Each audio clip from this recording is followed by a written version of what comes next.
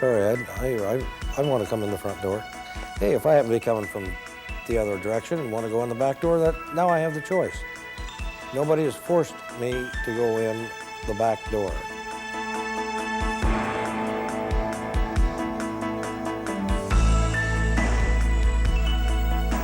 That's Nevan Fitzpatrick. He's a specially appointed bylaw enforcement officer for the city of Brampton. Later in the show, we'll hear how he's working within the municipal system to increase access for people with disabilities. You're watching DNet, the Disability Network. I'm Joe Coughlin. And I'm Susan Pettit. We also have another story about municipal planning, this one from Toronto.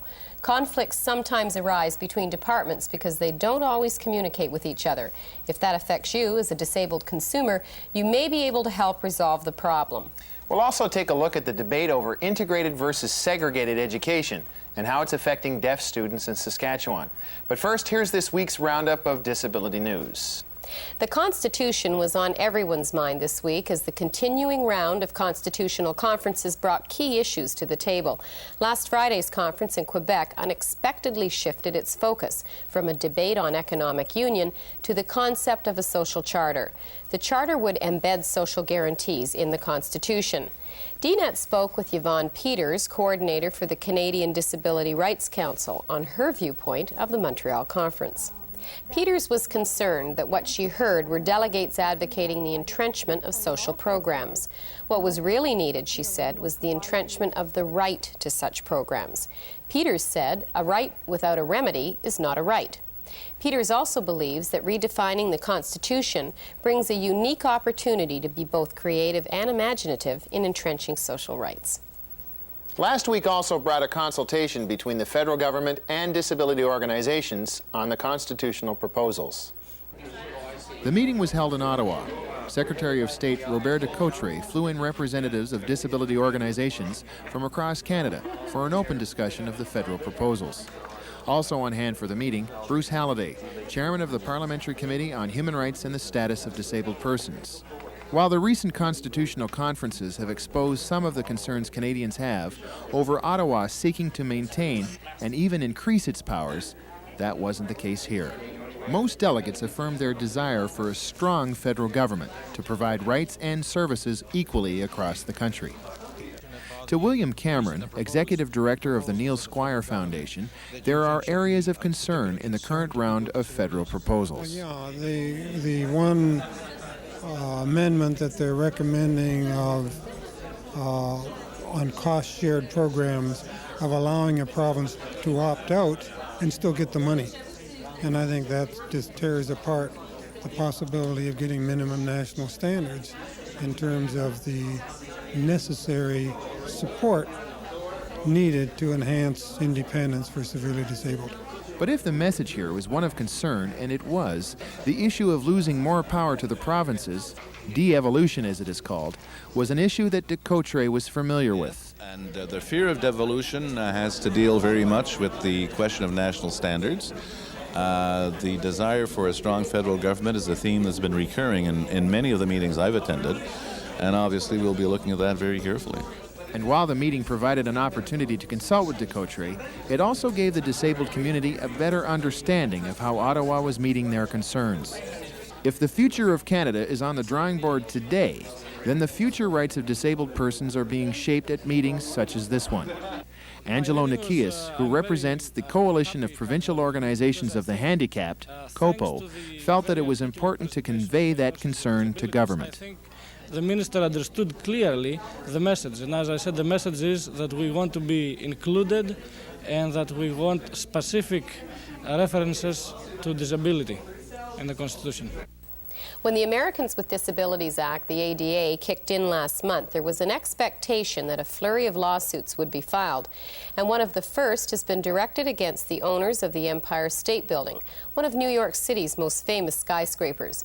A group of disability activists filed a complaint with the Department of Justice. They urged the government to demand that the owners remove barriers to people in wheelchairs. While the Empire State Building was chosen largely for its symbolic value, it is typical of older buildings that limit access for the disabled. The ADA legislation will also require employers to make reasonable accommodations for disabled workers, and technology is playing an increasing role in accommodating those work sites. Researchers in Pennsylvania have developed a voice-activated robotic workstation. They say it could open up a new world of job opportunities for quadriplegics and other severely disabled workers. The robotic workstation is activated by a nod of a head or by voice. It allows a quadriplegic employee at this bank to work as a customer service representative. The system cost $50,000 US. And that's this week's roundup of disability news. Coming up, working within City Hall to make a city accessible.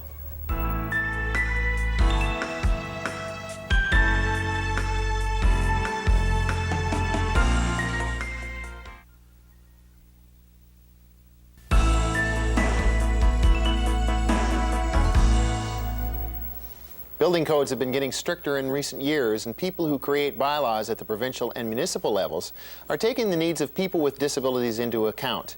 But those rules aren't always abided by or very well enforced.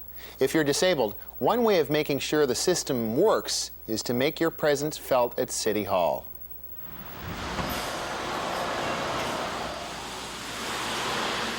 Nevan Fitzpatrick is a specially appointed bylaw enforcement officer with the City of Brampton in Ontario. He deals with the area of access for people with disabilities. He's also a member of the Brampton Action Group. I spoke with Fitzpatrick at his home base, Brampton's new City Hall, where there is a ramp leading to the front door, although it wasn't in the original plans for the building. The designer, the architect of the building, he did not want a ramp at the front of the building to spoil the aesthetic value of the building. After learning that the front door wouldn't be accessible, Fitzpatrick brought his concerns to the council chambers, and City Council decided to change the design. I want to come in the front door. I'm just like anybody else. Hey, if I happen to be coming from the other direction and want to go in the back door, that now I have the choice. Nobody has forced me to go in the back door. I'm allowed to come in whatever door I want to. It's an example of how Fitzpatrick, who has another job and works at City Hall as a volunteer, is making his city accessible for people with disabilities. One of his responsibilities is making sure that people know about and comply with any new bylaws. The main push recently has been a change in the bylaws, enlarging the parking spaces for the disabled and new signage. As a bylaw enforcement officer, he has the power to compile a list of businesses that haven't complied and make sure they do. They will be notified through the bylaws department by mail, and possibly a summons to court where they can be fined upwards to $2,000 and still have to do the work. Aside from enforcing bylaws, Fitzpatrick feels he has a lot of educating to do. Many buildings in Brampton are old, built before bylaws were in place requiring accessibility features. They are covered by a grandfather clause, which states that they're exempt from making renovations. Fitzpatrick doesn't think that's fair. By being exempt, they're saying they don't have to provide service to me. There used to be a computer store here that I wanted to go into. Could never get inside. Was able to sit out there and look through the window. There's a lovely bakery around the corner. Neither one of us will ever get in there. I suppose if we tapped on the glass, they'd come out and ask us what we want. But it's raining today. Do you want to sit out there? A couple $100 would probably make that thing very accessible.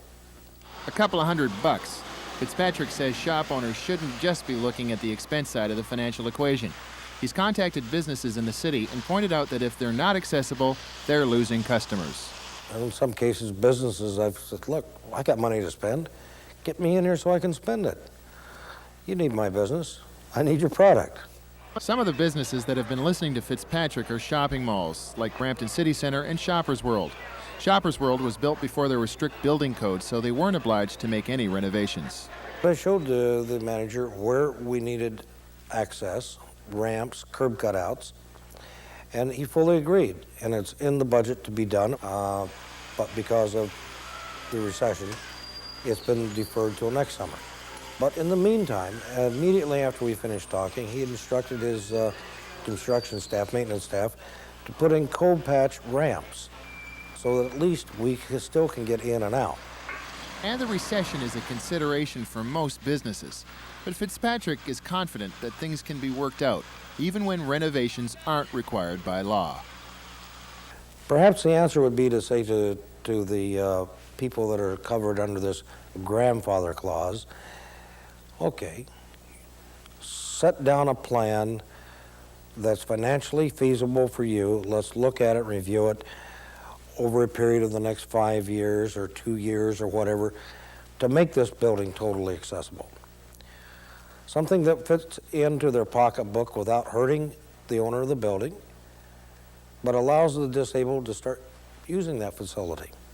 You've been relatively successful convincing developers and people who own businesses to make their facilities accessible to people who have disabilities. Is there any advice that you could give somebody in some other town that is trying to do the same kind of thing? We, the Brampton Action Group, have offered any developer our help and assistance and advice free of charge.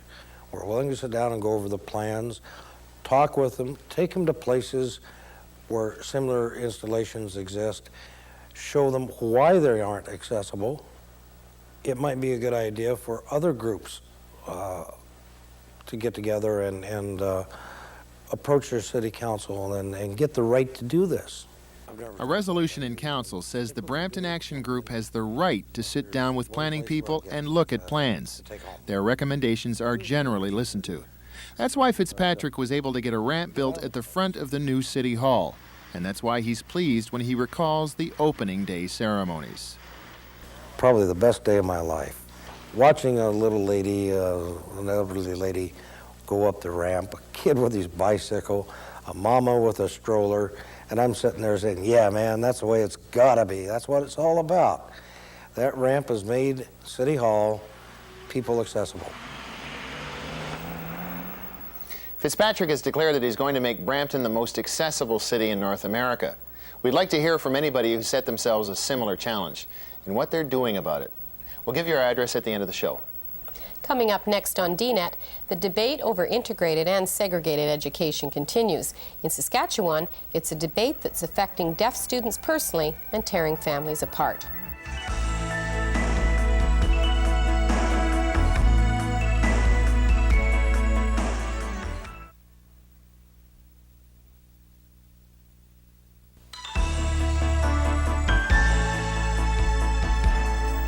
For many people with disabilities, the fight for integrated education has been a struggle that has lasted decades.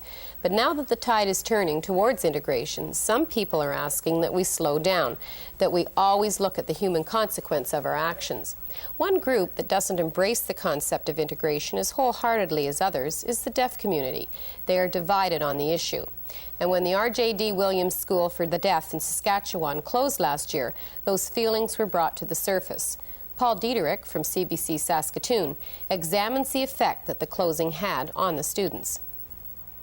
Deaf people make a joke that the R.J.D. Williams Provincial School for the Deaf is a lot quieter now that all the deaf children are gone. The school closed last June. The blackboards wiped, the lockers emptied. It was more than just a school for the deaf. It was a place to grow up, a support center. Barbara Nadiuk ought to know. She spent 18 years there. Yes, I really do miss the association with the deaf community and all the people, and with the little kids and everything. And now we're all spread out all over the place, and we sort of feel like part of our deaf community has been lost and the communication has been lost. Nadiuk ended up at Sion High School along with 5 other deaf kids. She says the integration process is difficult and frustrating. But not everyone's unhappy with integration. Darlene Couliniere is one of Nadiuk's classmates. I like it. I'm learning a lot from the people, and I'm getting used to it. I had gone to Holy Cross before in the past, and so I was a little bit used to the integrated setting, and I'm enjoying it. I like it. Lois Roberge is the resource teacher for the deaf at Sion. She used to work with these same kids at the School for the Deaf. Roberge believes integration will be successful in time. Their marks were very good on their first reports, and we were really pleased with that. I'm really pleased with the attitude of the staff and the other students at Sion. People are really interested in learning to sign and learning to communicate with the deaf students. The deaf students are finding it hard still because there is a limited amount of communication. The government don't understand. They don't understand how the deaf feel. They don't understand about deaf culture. They don't understand what kind of problems we have in a hearing school. So the school for the deaf closes, integration is here to stay, and some deaf people are still angry with the government. End of story, right? Not at all. Parents who felt strongly enough about keeping their children segregated have sent them out of the province, and that has sparked a fight within the deaf community. Integration versus segregation, normalization versus deaf culture, and that fight has taken its toll. Patty Trofa-Menkoff used to teach at RJD Williams in Saskatoon. Now she's working at a school for the deaf in Milton, Ontario, just outside of Toronto. Her husband stayed with his job in Saskatoon, and her 2 deaf children are attending the Alberta School for the Deaf in Edmonton. It's really hard. It's not the same feeling to have the family together while we are apart. Right now, my 2 children come here to visit me just for 1 week. The Trofa-Menkoffs blame the Saskatchewan government for splitting their family up. They agonized over the decision to send their kids to Edmonton, but in the end, they just couldn't live with integration. And they're disappointed other parents of deaf kids didn't fight harder. The deaf children in the mainstreaming program might be a right thing for them, but there are some children who not succeed in that mainstreaming program. Where can they go? And then be stuck. I feel very strongly they must have more options available for the deaf children. 2 of these 3 children are deaf. It's hard to tell which 2, maybe because Nintendo is the new universal language of childhood. But 8-year-old Jason and his 3-year-old sister Alina have been deaf since birth. Jason's parents tried the public school system with him, but after 2 years, he still couldn't communicate. Then they found the school for the deaf. Jason started to, like I said, develop some confidence. I saw him mature socially, some things that I never saw him do before. And to me, that was half the battle, because he was so frustrated as he was growing up, and when he hit the deaf school, it just seemed to change him.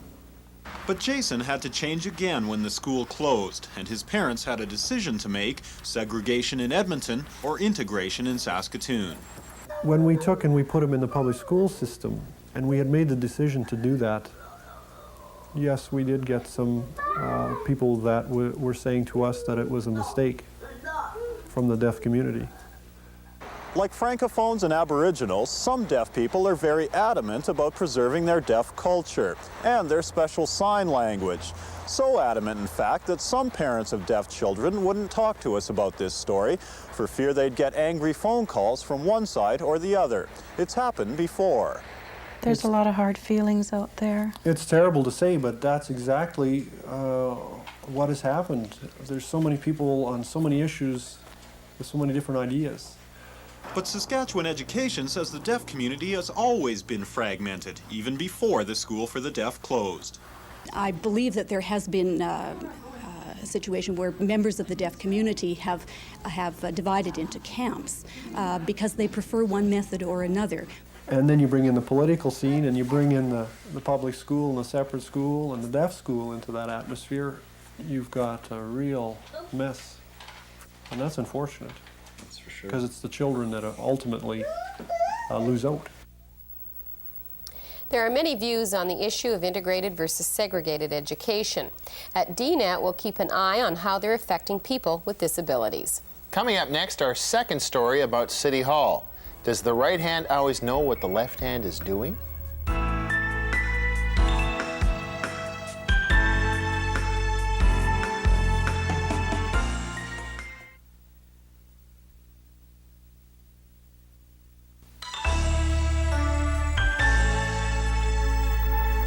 In the City of Toronto, a business can ask to have a number of curbside parking spaces designated as disabled parking only. If the request is granted, the city's parking authority will put in signs with the wheelchair symbol, and they'll paint the edge of the curb yellow. The city did that at one of our DNET offices last year. Another city department is responsible for accommodating people who use bicycles. One of their duties is putting up bicycle posts. As we found out last fall, when these two departments at City Hall don't communicate, that can cause problems for disabled people. The yellow line along the curb indicates wheelchair parking. These spaces can be impossible to get to when obstacles like bicycle posts are in the way. You know, what started out to be a very simple process of getting my scooter out of the back of the van onto the curb here has now turned into a very complicated one.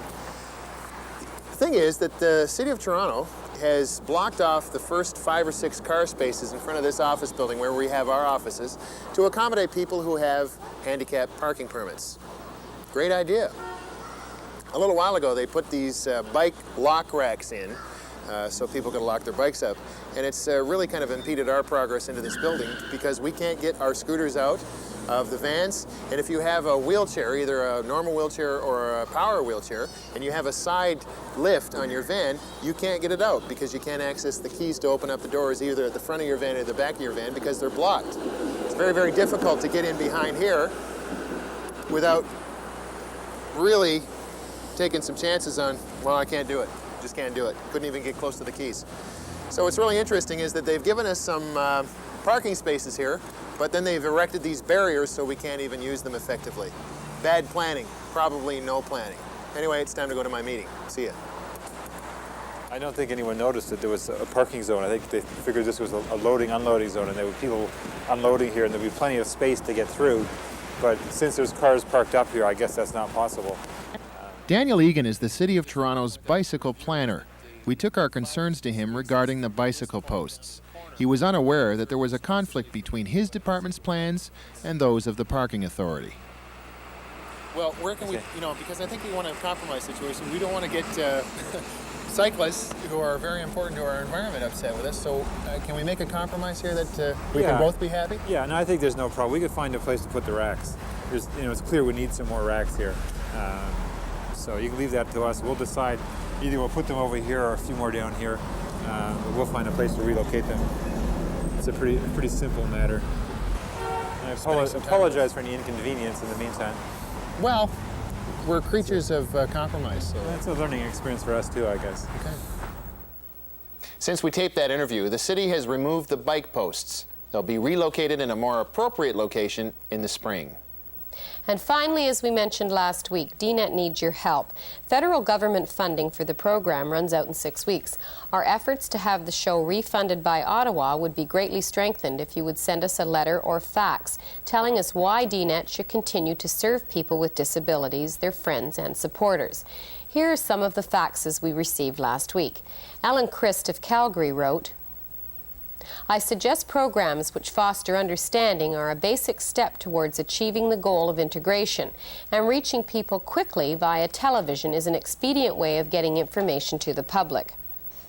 Joe Dawson of St. John's, Newfoundland writes, DNET must stay and help us fight for our rights. This is not the time for government to be taking away services from the disabled.